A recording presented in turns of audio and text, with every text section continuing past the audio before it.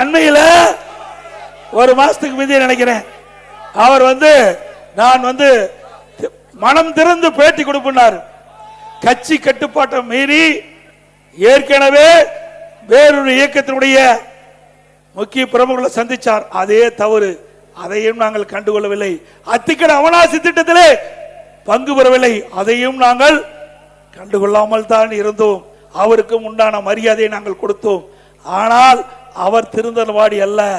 அதற்கு மாறாக நான் மனம் திறந்து பேசுகிறேன் என்று சொல்லி இங்கே கோபுச்செட்டி பாளையத்திலே ஒரு பேட்டி கொடுக்கிறார். இதற்கு ஒரு காலக்கெடு வைத்திருக்கிறேன்.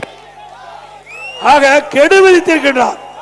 10 நாள்ல எடப்பாடி பழனிசாமி இந்த இணைப்பை முன்னிறுத்தல் என்றால் நானே முன்னிருந்து நிறுத்துவேன் என்று தலைமைக்கு எச்சரிக்கை கொடுக்கின்றார். அப்படிப்பட்டவரை நாங்கள் எப்படி இயக்கத்திலே தொடர முடியும்?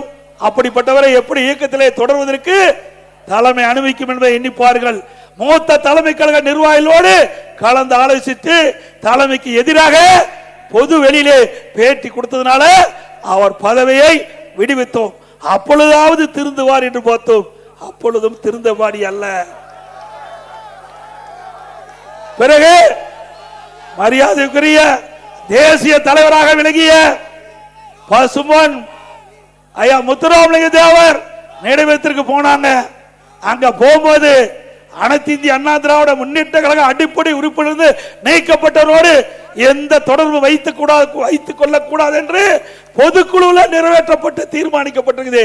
அப்படி பொதுக்குழுவால் அடிப்படை உறுப்பினர் நீக்கப்பட்டவர்கள் அவரோடு எந்த உறுப்பினரும் எந்த கட்சி நிர்வாகிகளும் தொண்டரும் அவளோடு தொடர்பு வைத்துக் கொள்ளக்கூடாது என்று பொதுக்குழு தீர்மானம் நிறைவேற்றப்பட்டிருக்கிறது. அப்படி இருக்கின்ற பொழுது அந்த பொதுக்குழு தீர்மானத்திற்கு எதிராக அவர் நீக்கப்பட்டவரோடு அந்த நினைவிடத்துக்கு செல்கிறார். பிறகு வேறு என்ன செய்ய முடியும்? தலைமை கழக மூத்த நிர்வாகிகள் அழைத்து பேசி அவர் இனி இந்த இயக்கத்தில் தொடர்வதற்கு லாய்க்கற்றவர். அதனால அவர் அடிப்படை உறுப்பினர் நீக்கி இருக்கிறோம். ஏதோ எடுத்தோம் கவித்தோம் அல்ல. ஆனால் அவர் வேண்டுமென்றே திட்டமிட்டு கிட்டத்தட்ட 2-3 ஆண்டு காலமாக இயக்கத்துக்குள் இருந்து இயக்கத்திற்கு எதிராக செயல்பட்டவர், இயக்கத்துக்கு துரோகம் விளைவித்தவர். அதனாலதான் அவர் இன்றைக்கு அந்த அதிமுக நீக்கப்பட்டிருக்கின்றார்.